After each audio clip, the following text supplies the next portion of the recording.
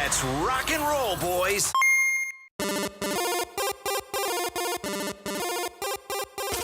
Hello, you are listening to another Nintendo podcast. I am Austin Cummings, and today I am joined by Matt Schultz. Hey, and that's it. Yep, nobody else. That's it. It's the whole crew this time. Just the two boys, the two OG boys. We wish we had Danny and Andrew, but alas, it's just us today. That's right. Throwback episode, everyone. Right, just a vintage, a nice vintage on this one. The other guys, they've been doing some real great work. We're just kind of working with everyone's schedule. But we wanted to make sure that you, the listener, that one of you out there had some new content for the week. Right. And before some big news, don't you worry though. We will get the band back together, and this will happen. Oh, absolutely.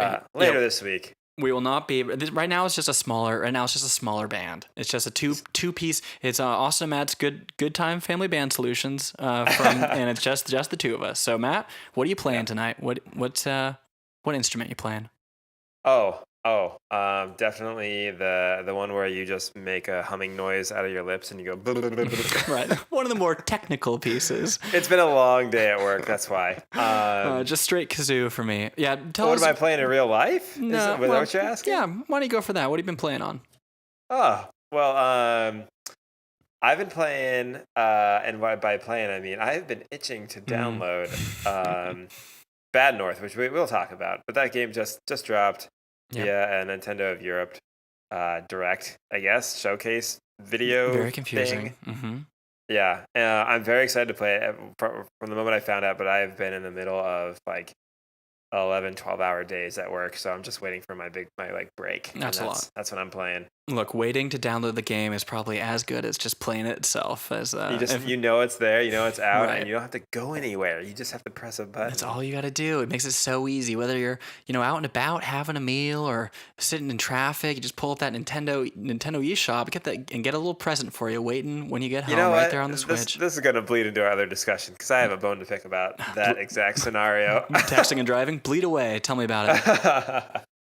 No, I don't wanted to just pick up my phone. You know what I was trying to do this weekend? I was trying to add a friend to my Nintendo Switch account. Nice try, buddy. Because we were just chatting. And I was like, you have a Switch? Yeah, I have a Switch. Did you connect to your Facebook? No, I did not connect it to my Facebook. Okay, that was my first, it's going to be more difficult. This might not even be a good friend, like IRL, honestly. Like, I don't even count on this person. Kind of. I was like, I could just write it down in my notes, app on my phone, or it would be nice if I pulled open the online app and there was a way to look you up and add you from there. No, that would have been fantastic. Yeah, it's honestly crazy town. I actually had a similar thing earlier this week. I noticed on my calendar that I had written a buddy's birthday, a friend back in college who I haven't seen in a long time, but I texted him and wished him a happy birthday. And we got to talked about that Switch, and I was like, oh, we should be, friends on the Switch. And I sent him in my photos, I have what is essentially what should be my business card, because it's like my Switch profile and then the friend code number, and my little image at that time was Donkey Kong. I was playing Shantae. It's like a nice little professional setup. But I sent it to him, and I've used that thing so many times now because there's no better option, of course. And he wasn't aware what his was. We had to wait till later in the day. Then I see it maybe a day or two later. I have totally forgotten whose profile this is because now we haven't talked for, a while. There's no easy way to friend anyone, even with the friend code setup, which isn't great, but at least it allows you to have unique, because that's a unique identifier, you can still set a name to your choosing. Still not great, but that at least is a small plus. But the fact there's no quick way to share that is just... Crazy. It should be as easy as Snapchat. You should be able to open your app, which is already connected to your account, if you have the Nintendo Online app. Regardless of whether you pay for the service or not, it should be as simple as hey, let me scan your barcode. Bloop, there's my little me. Right. But now we're friends. You can go. Go ahead. I was just saying, I was just kind of fuming in my own head with while this was happening over the weekend. Actually, what's today? Sunday? It was yesterday. So what a world. Yeah, agreed. It is crazy town. If you can go on there and buy things and link them to start downloading on the Switch, it's amazing. You can't add a friend or, heaven forbid, send a message or record a voice memo or anything like that. But I suppose we'll get to all that later. Matt, I have been playing Wolfenstein 2 this week.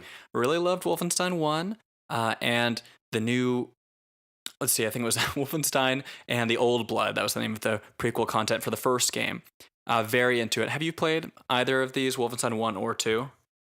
Neither, but I've watched them be played by friends actually, and have been very interested. Yeah, it does like this wonderful merger of kind of the narrative and this kind of Elseworld story of as if the German forces during World War II had gotten the atomic bomb before we had, and what that Nazi occupation would look like. And they go much further in the second game with coming to America and seeing the kind of fallout from that.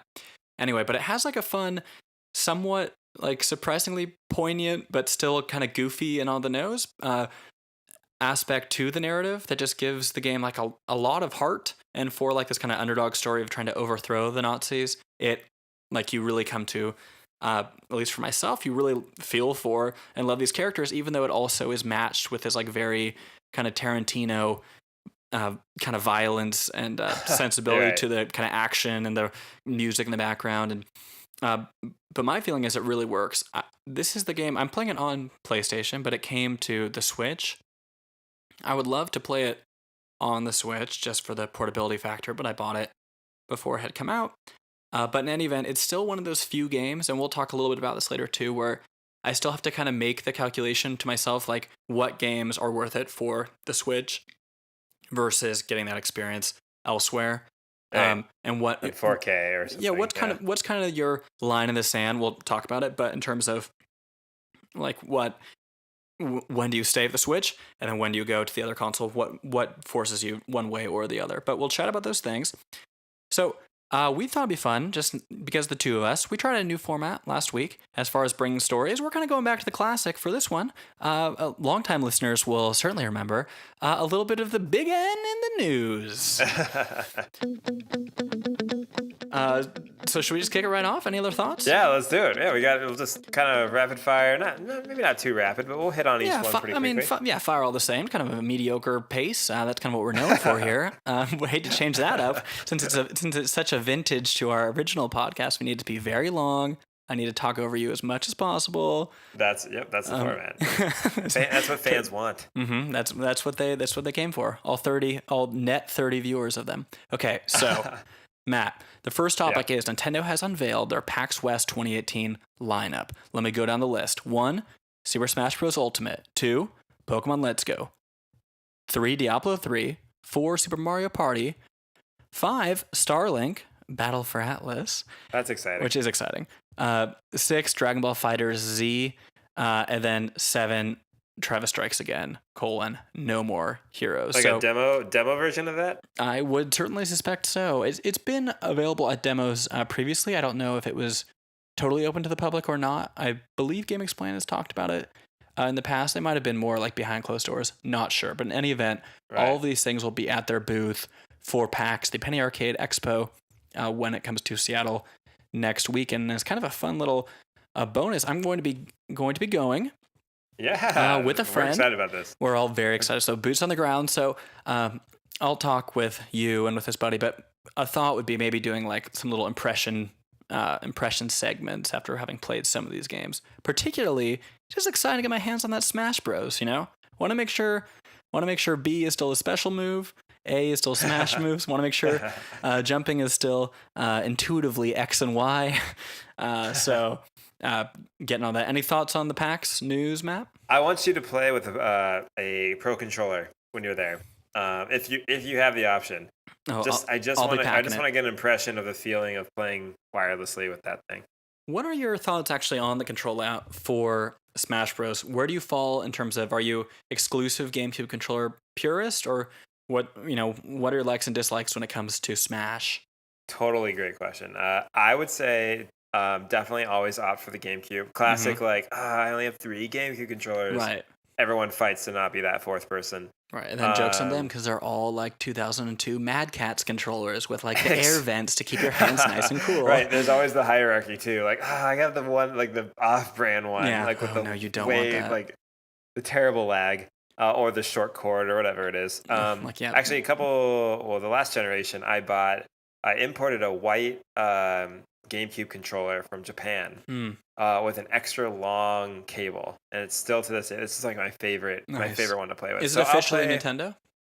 Yeah, it's official Nintendo Oh, controller. Yeah. nice. Yeah, cool. It's great.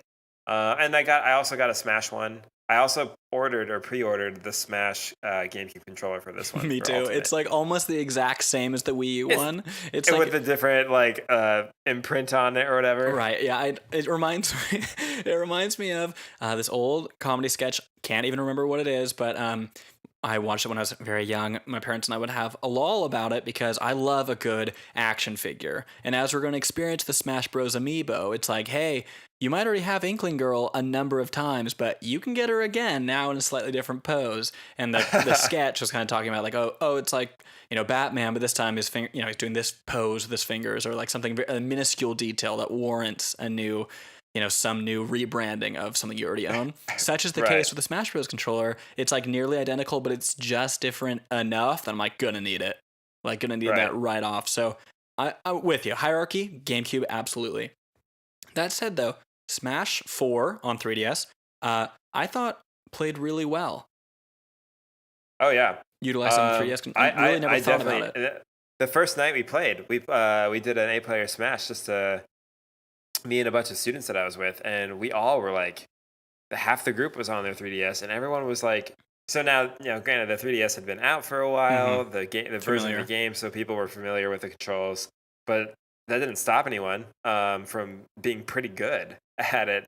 So, and I always loved the idea that was another controller you could use. Again, like Nintendo, this was also an argument of like, there was a controller issue between the Wii and Wii U era of just how many options you had, but I thought it was great, and I mean, it kind of actually is interesting and how that kind of has bled into their Switch concept of like different controller setups and types and being able to have one always. Yeah, that's actually that's a great point just in terms of the parity with the Switch now, because it is true you have all these different controller configurations, even just with the core set of Joy-Con and a Pro controller. There's 4 right off the bat. You have the Joy-Con, the dog face combination, a single Joy-Con, both of those.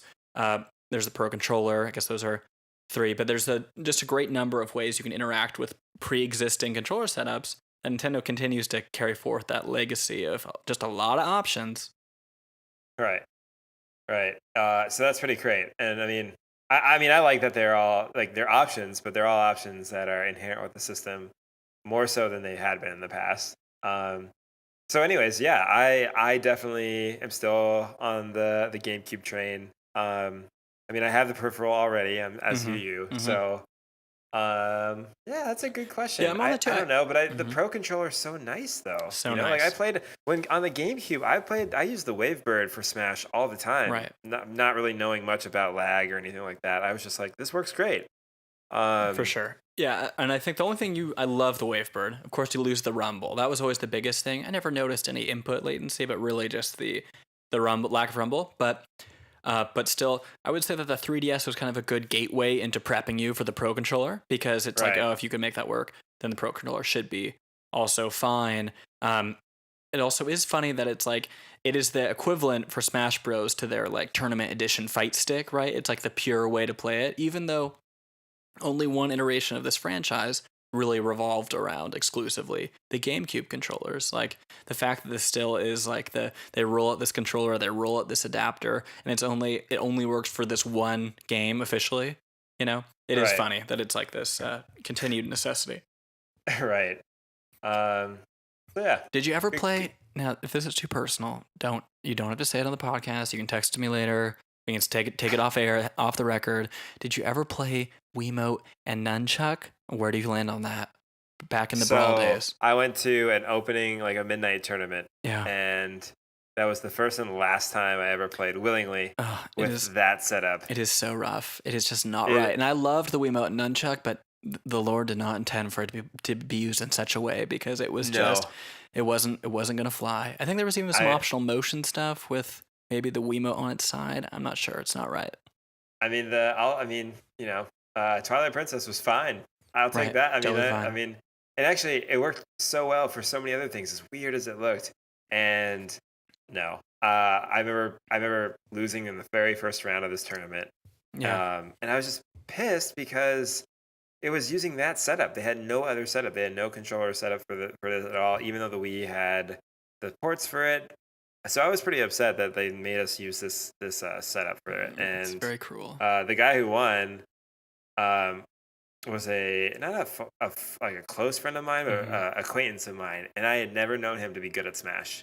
Yeah. So I was super upset because of course you would win this Right. brand new game with a controller scheme that no one wants. I love that. He went in fresh. He had no preconceived notions about how Smash should be played, and he found that out on the fly. You got to respect that. You got to that flexibility. Okay, we'll move on, but thanks for humoring my Smash Bros. Controller question. Something that I just really enjoyed talking about because we are, it's harder and harder to accommodate the GameCube controller. It's still always fought over. I thought 3DS was a great option back in the day, so I really do feel that the Pro Controller should carry that forward. The next topic, though, kind of on the PAX West lineup, is the Digital Foundry. I just wanted to point to an interesting video they put out. They do a great job breaking down the tech, the resolutions and frame rates, and the kind of the algorithms that go into managing those for a lot of big games on various platforms. Right. And so they did the same thing with Diablo 3 and Dark Souls at Gamescom last week. So I wanted to ask you, Matt. So basically what they found is that, very impressively, Diablo 3 runs at 60 frames per second. It seems to be fairly consistent. They even played 4-player. They even chose characters like the wizard that have like a lot of effects going on, and it was able to maintain that, which is very cool. Dark Souls looks like a solid 30. Dark Souls Remastered did run at 60 on PS4 and Xbox One as well as PC, but it looks like they're going to be pretty consistent with the 30 on Switch. So my question for you is, what point for these two titles and beyond would encourage you to buy a game for Switch versus a console where it might be a little beefier? What is kind of the dividing point for you? Because another one that is on this note is that Guacamelee. I adored the first game back on the Vita and PS4. Yeah. Totally loved it. I played through it multiple times, cut the platinum on Vita, and I think separately PS4, maybe also PS3. I went through it a bunch of times. But it just came out last week on PS4, and I haven't really been playing much PS4 outside of just picking up Wolfenstein. But it kind of makes me wonder, like, is it worth it going for PS4, or do I wait, even though it's not announced for Switch, but assuming at some point it definitely will be? What's your calculation that you run? For me, I basically decide, for me, the Switch has been the machine to play the games you missed. Mm-hmm. And usually the games you missed are then remastered. They've been remastered before on other consoles. And then, these publishers and developers are like, whoa, this is great. The Switch is a perfect console to make some quick extra cash on this old game. Yeah. Right. And for me, I feel like if you're a similar Nintendo gamer where you kind of missed out on either one console or the other, or you were just focused on other things, like this is like, that's for me, that's the dividing line. Whereas like if it's a new game that's trying to also be on Switch, in my mind, I'm thinking like if there's a 4K version of a certain specific game and you have like that, I don't know, the means and the console necessary to have that experience, and you should definitely do that. That's why you bought that console. Sure. But like Dark Souls Remastered and Diablo 3, they're not old. New games. They're old games. Yeah, for sure. But they're, I don't know, for me, like being able to play them and have them be totally capable on the small console and be able to play it on the go, I think trumps trying to be like, oh, I'll get a more HD version of it on the my Xbox, but well, I mean, it's still an older game, so I don't know. I feel it's newer on the Switch for whatever reason, because you're like, it's Dark Souls for sure on a Nintendo console, right? And it's portable. Same thing with Diablo. Right. It's a Blizzard game on there. I agree. I think that's a good way. I think for the old games, the games that I've willingly missed in the past, like I could play out of those games right now on PS4. It's like, well, I might as well just keep waiting. But yeah, and play it on the Switch, knowing that I'm not really going to lose anything, and it's still going to be superior to when those games released. But yes, for like Doom 2, Doom Eternal was announced 2 weeks ago at QuakeCon. Loved Doom on PlayStation, and apparently the port by Panic Button is quite good on the Switch. But that's definitely a game I'll play on PlayStation as well because of you want to have all the lighting effects and the 60 frames and it's frantic. And I think the essence of a game is something that it would shine brighter on another console, then I would prefer to play it there. Right. So in that case, it's the fast, fluid action and all that kind of immersion that is provided through that more robust console setup. But it is still exciting. Do you suspect you might get either Diablo or Dark Souls on the Switch? I've actually been thinking a lot about Dark Souls.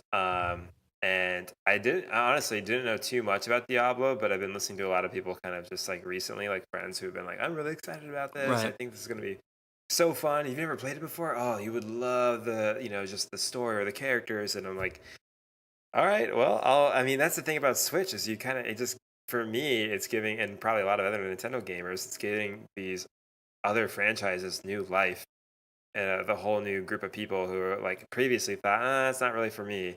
And which is odd because you bring it to a Nintendo console, shrink the screen size, and, you know, market it with that red Nintendo logo and a little Right. Switch sound effects, I'm and I'm interested. suddenly in. Yeah, I'm like, oh, for it's on sure. the console I enjoy. So I don't know.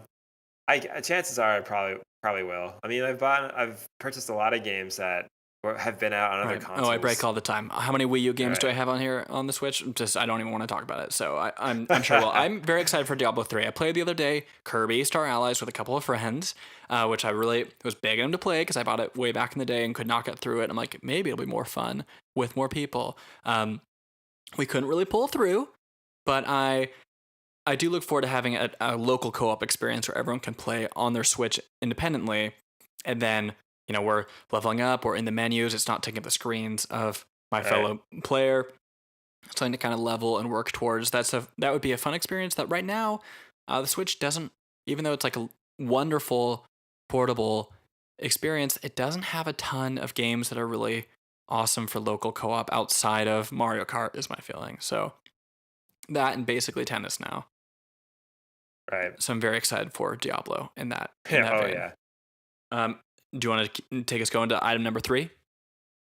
Yeah. Let's do it. So, or item number 3, E.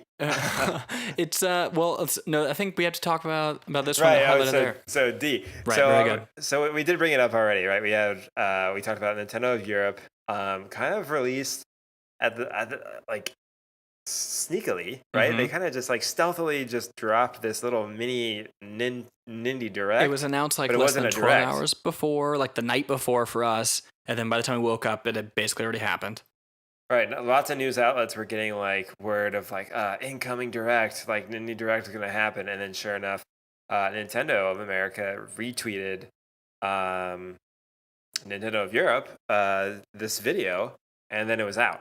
And it was really interesting because it had that kind of like quirky like digital introduction that you kind of come to expect from a Nintendo Direct, Mm-hmm. but not a Nintendo Direct. So it was an indie highlights of the Nindies, right? Very So confusing. right. So that's what we were talking about earlier. It's confusing because we now know there's a Nintendo a Nindy showcase, summer showcase is what they're calling it, Right. in the vein of a Direct coming out in 2 days from now. But Yes. this was not that. This was and by the way, those things we talked about in another Nindy Direct are coming out.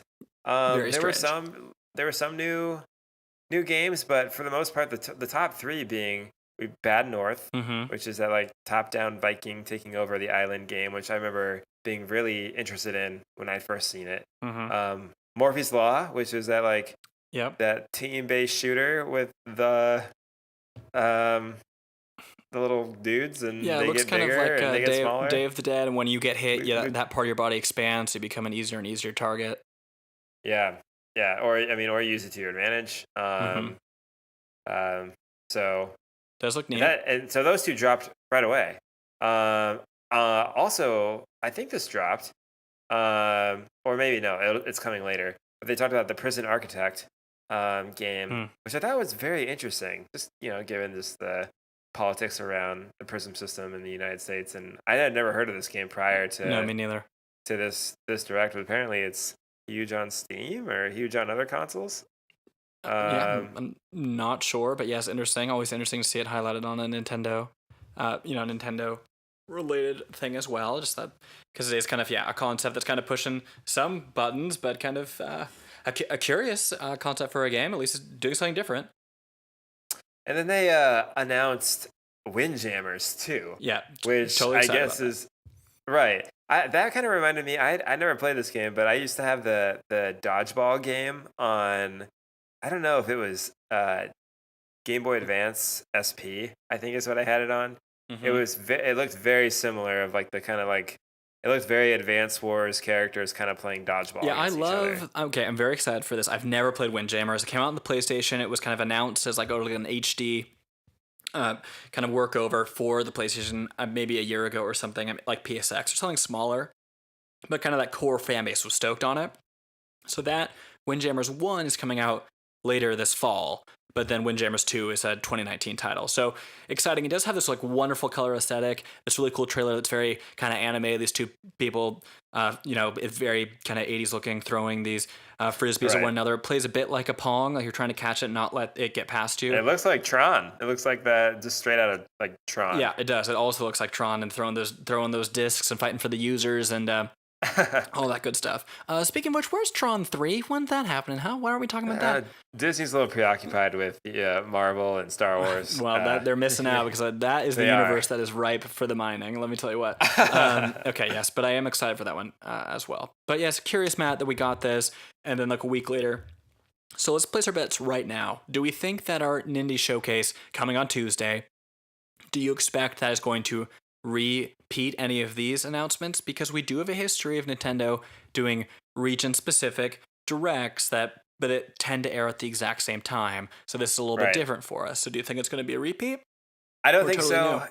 And because I only say that because even though their official statement says like it's all, um, unannounced titles. I know that besides saying that they've always have dropped in some new information about something that's already been announced, and that's totally fun. Mm-hmm. And I'm gonna love it, but I don't think that they're going to repeat anything. And I think that because just the way these rolled out, like directs are still directs, and Nindies are still Nindie directs in Europe. I don't know. I don't understand the like what the Yeah. marketing is here around the just. And this one was so quick, but it had some announcements. And that was how I- our Nindies Direct was earlier in the year, right? It was like 10 minutes. We got 12 games, something like that. Right. But yes, Um, curious. I think it's interesting because I will never ever know this guy's name, but he runs basically the Nindy like Mm-hmm. outreach. Mm-hmm. And he was tweeting out Nindies like, "Hey, Without this is Borders. great! Like, look at and it's like that's not all. Or something there'll be more coming like to light very soon." Was his like drop, and then of course people were like, "Well, is there going to be a direct? Is going to be an NOA direct?" And sure enough, that's what's happening. So, Yeah. um, I'm excited for it. I think it. Like I said, I don't think it's going to be all unannounced stuff, Mm-hmm. and it better not be because I need Oh, Wargroove yeah, no, news. that's the real question. Where is Wargroove? Where is it? Out of all the games announced at this one last week, no Wargroove, no mention of it coming None. out. What do we got to No. do? What do we got to do? I'm going to PAX Yeah. West, and it's like It's going to be there, it's- and it's actually better for you because at PAX East it wasn't playable on Switch, but it will be playable on Switch. That's good to hear. there. I wonder then if maybe it'll be featured in this because it's the week leading into PAX. I wonder if maybe if they'll Right. make some announcement. The conspiracy theory, get out of the tinfoil hats. It's Wargroove time.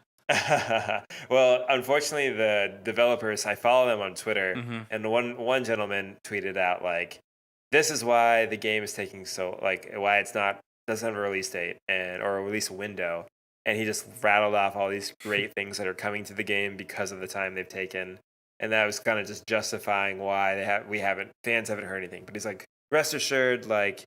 It's gonna be a great game, and everyone's like, "Yeah, great! Stop teasing it and just show us We'd something." like it. What if they just put a demo out for that? You know, it doesn't tend to happen for the indies, but man, I'm excited to play it next week. Totally excited for that Wargroove.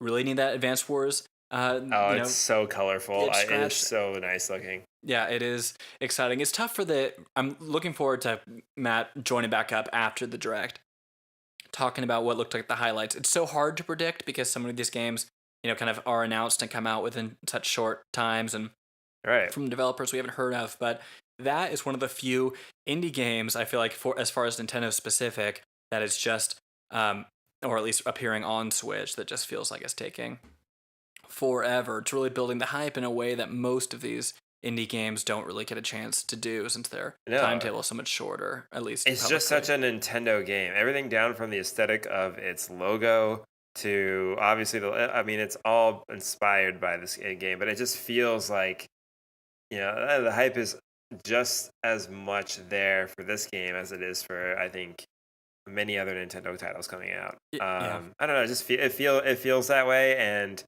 for them to announce this, there's too many times where I'm like, wow, I've been following this game for over a year, and Mhm. I've never played it yet. Why? That shouldn't be the case. That should never be the case. Why should I have to, or anyone need to salivate over this idea of something they'll have over 365 days from then? Right.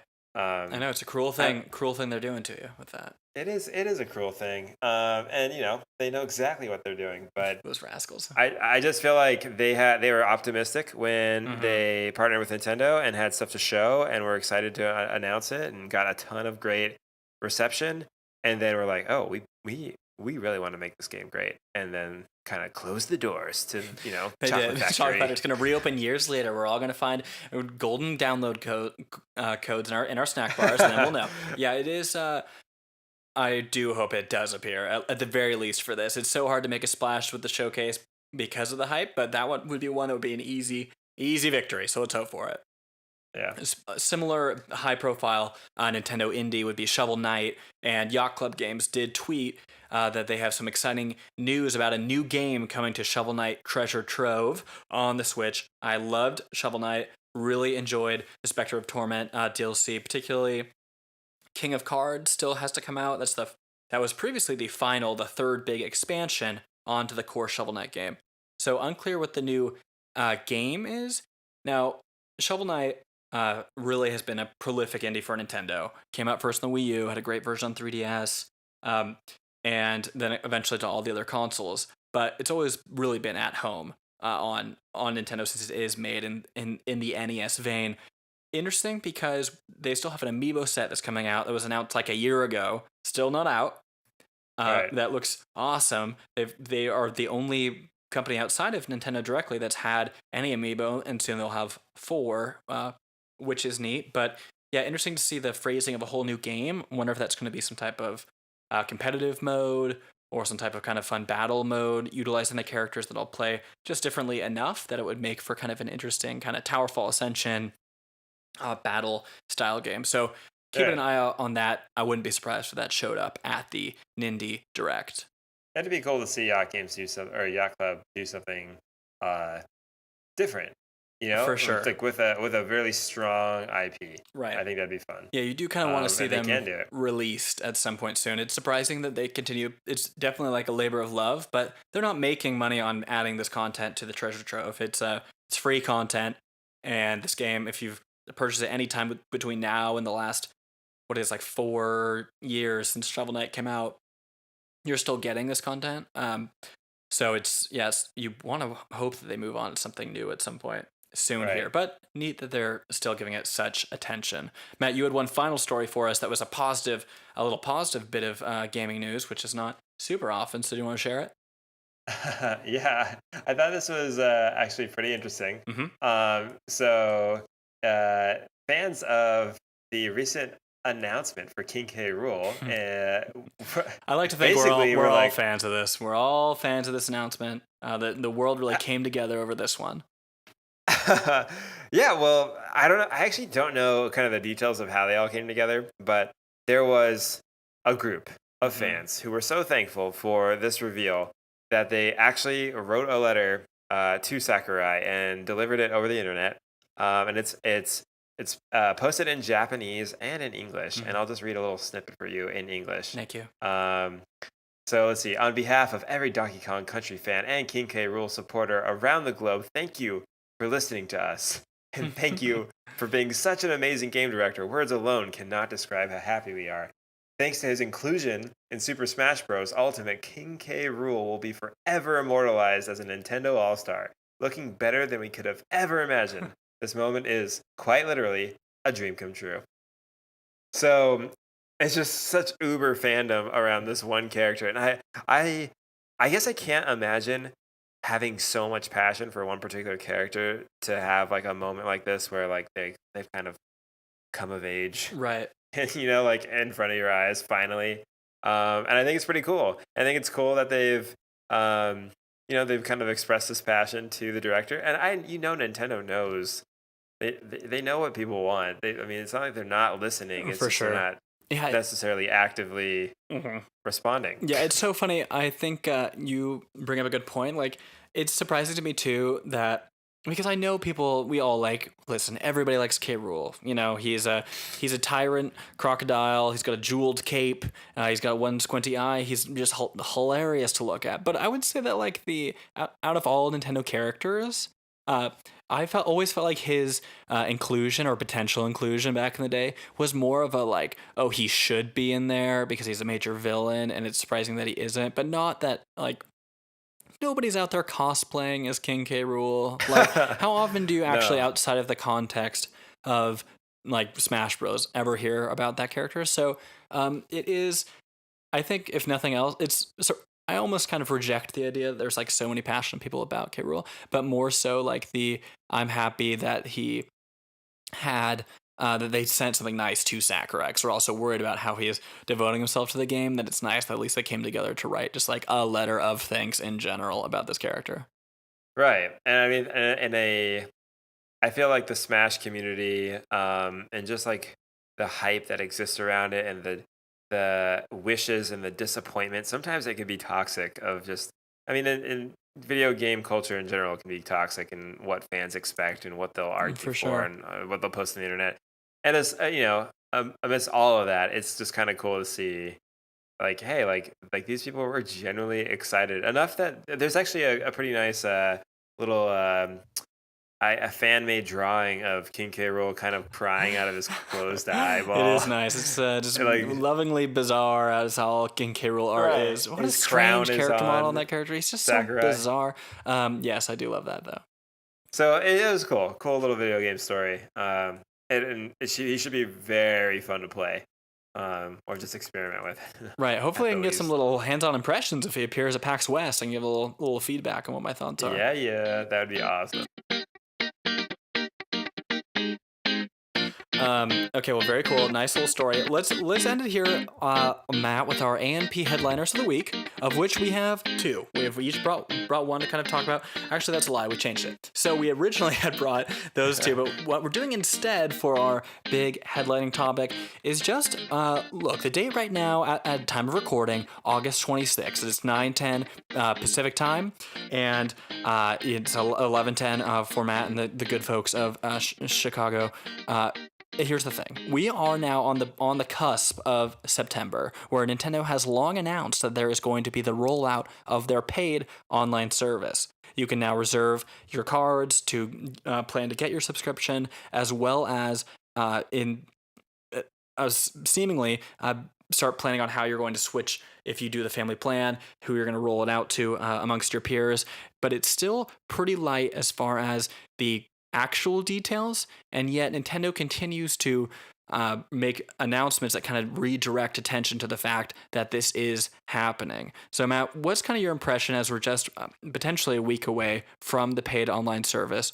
What's your head out in terms of where you're at with the whole concept, and what do you think Nintendo still needs to do? I think what I've always said is there needs to be just some sort of like official unveiling with something that's missing, or some sort of feature that's not there. Right now we know what we get. They have a very detailed website. We know we're getting online play with the cloud save backup, and the app is there that we can do terrible voice chat with, which again is terrible. Right. I don't understand how this is still. I want to be in the room when that decision was made. Especially when the reception from the rollout initially, like I just want to be in that boardroom, right, to be like, why did we do this? This was terrible. Well, we must still do it because the Switch is It can't. Right, It can't we do can't, voice chat on its own. but it can. Like that's the thing where the fact that Fortnite you can use like your headphone to talk through the Right. Switch, so it seems like it's really more than anything just a privacy measure to limit people to only talking to their actual registered friends through the app, in order to get Nintendo's blessing over talking to strangers. And it's just so silly because even if you log onto the app right now, there's only one. There's no Mario Kart like right. section. It's very strange. There's no, which is odd for them to come out with the deluxe version, but have no voice chat support. Right. Anyways, obviously, and then we get the 20 NES games, with added online play, which I guess is like, hey, like we're kind of what do you call it? We're kind of like sliding in this Netflix style subscription to Virtual Console without really saying it. Mm-hmm. Like, which for me is the most exciting thing about all of this is that maybe this is what they're trying to do, Right. and maybe it'll get more and more robust as year goes on, and the Switch evolves, or even in their next version of the Switch, like this will continue to be the like style in which they release this kind of content. Mm-hmm. But there's not much really. I don't know. I'm not stoked about it at all. If anything, I'm like, what's good? Nothing's really gonna change from what I'm experiencing right now. Right. Outside of I'm gonna be $20 poorer. Absolutely. And I'm gonna That's a have Nintendo access guarantee. to right, and access to some NES games, which I don't know. I have a SNES and an NES Classic here, Right. so I know. I'm totally with you. It's like it's really this balance of it's the service itself. If you go onto Nintendo.com, you can look at it. Nintendo keeps tweeting and had like a mini announcement the other day that just kind of keeps redirecting focus back to the online service. I think a lot of us, our high hope for this service is it really revitalizes how Nintendo's approached online in terms of more, some dedicated servers, which I'm sure we won't get, a better matchmaking tool, a means to message and invite your friends to your game. But I fear because it's so inexpensive, at $20 a year, or for $35 you can get 7 people on a single plan.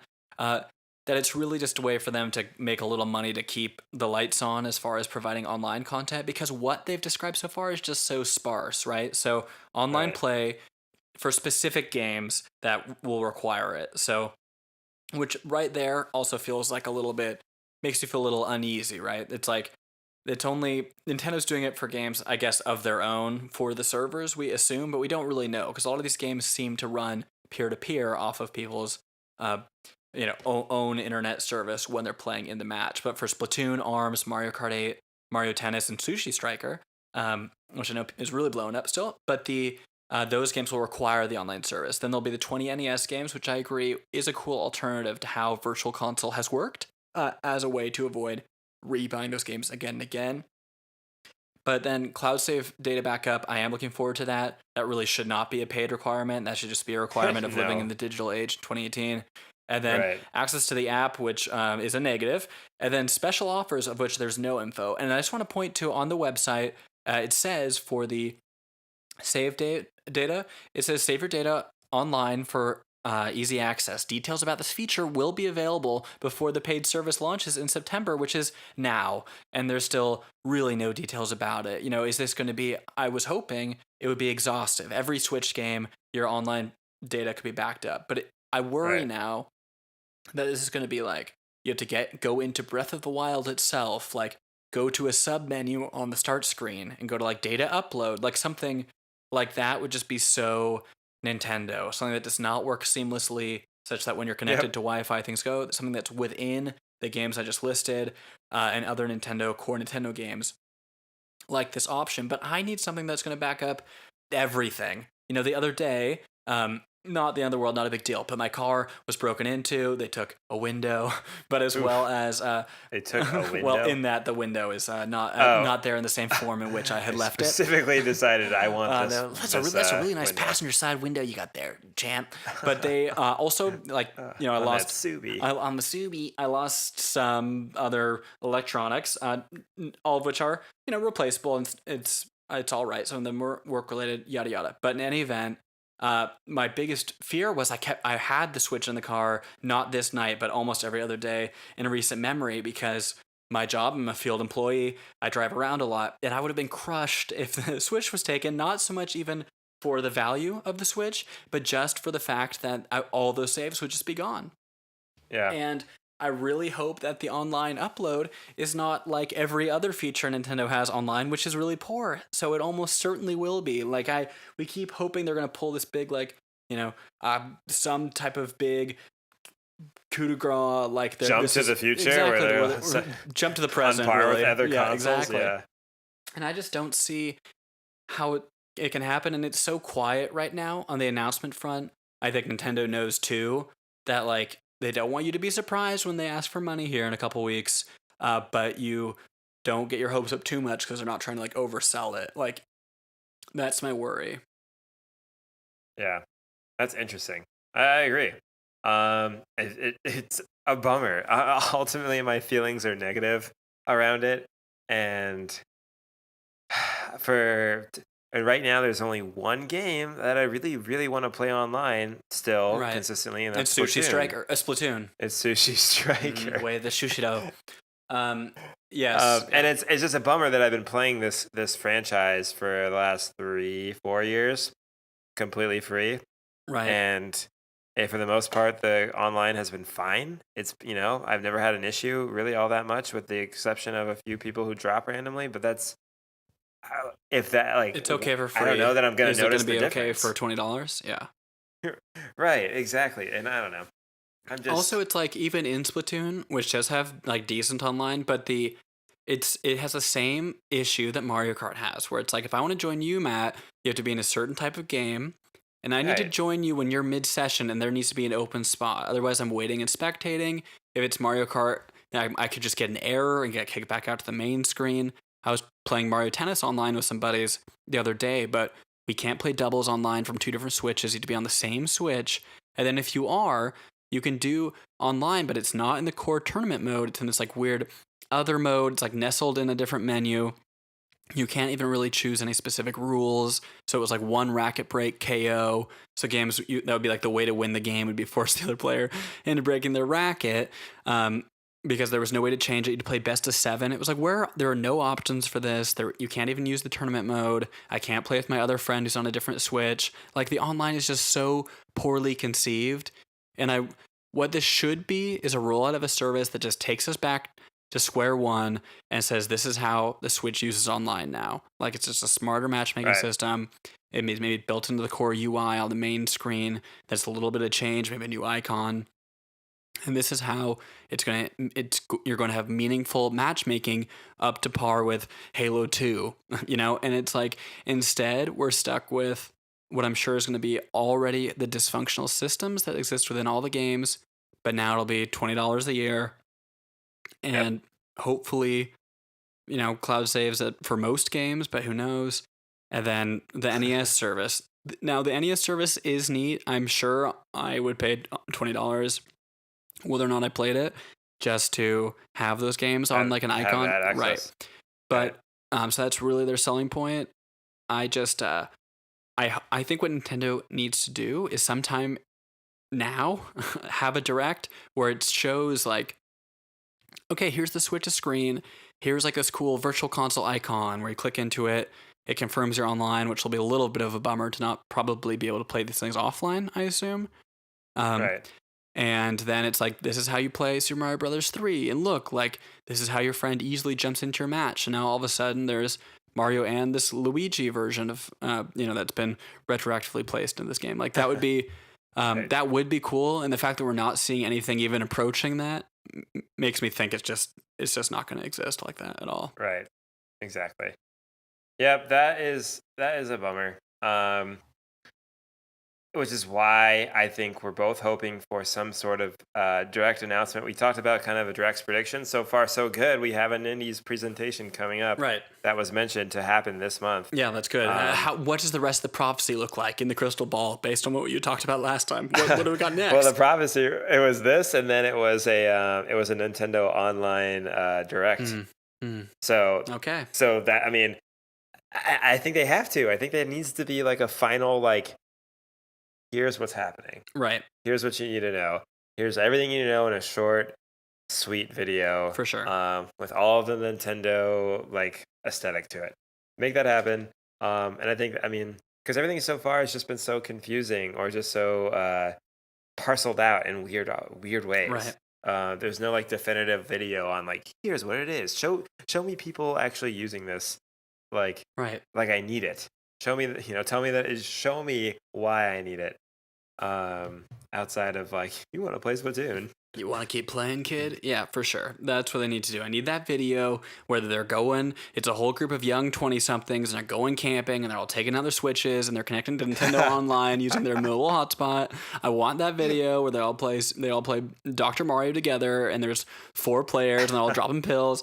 I want that content, and the fact we're not getting it is an outrage, and we need to speak up and stay on them. And I hope that it comes in the next week. Right, and I like pretty like shortly after, or at least an announcement of hey, like stay tuned for because when does it drop? September 20th. September. When's this? When's the mid-September? The website just even says September 2018. Oh my god! It doesn't even say. So it's so Nintendo to be like, well, we don't really know, and we're like, when in the like 30-day period we're going to be able to. September is an extremely long month, so it could be there's tons of options, 30, 50, 100 days worth. Yeah, there it just says September 2018 on the website. I hope it includes some sort of like update to the user interface too. Mm-hmm. I know we just chatted about that, but themes. Anyways, okay. Themes, please put themes on the Switch. That's it. That's all. Just themes. I mean, it's easy money. Charge me $3 make it Breath of the Wild. $40 a year and give me one theme. One static JPEG to mix it up on there. Oh, man. Matt, thank you so much for joining me. Listener, thank you for joining us too. If you made it to the end of the episode, you are a winner. As always, thank you. Please email us for your cash prize. That's it, Matt. Do we have any other thoughts? Anything else you want to lead the good people with? Let's see. You should buy Hollow Knight if you haven't, because it is on sale right now. Good point. Have you bought it? I have. I have. Well done. I have yet to play it, but I have it on my Switch. You did a great service. Hollow Knight is so excellent. People should check it out if they're into those Metroidvania games, and they like to get crushed for like a long period of time because it's tough, but it's loved it. And the DLC, the final pack of free DLC, just like Shovel Knight, like we were talking about, just came out this week. So it's a good time to go visit those bugs. Can you play that game on an easier mode, or is it you just have to... No, you just gotta get good. You gotta just buckle up and get good. Welcome to Hollow Knight's world. And it's a bunch of bugs. It's spooky, and they're gonna Shrek you. Oh shit! I know, it's good. You'll enjoy it. Okay. Well, anyways, thank you for joining me as well, and I'm looking forward to our conversation on Thursday. Okay, check in with you guys later this week. Enjoy this King K. Rool theme.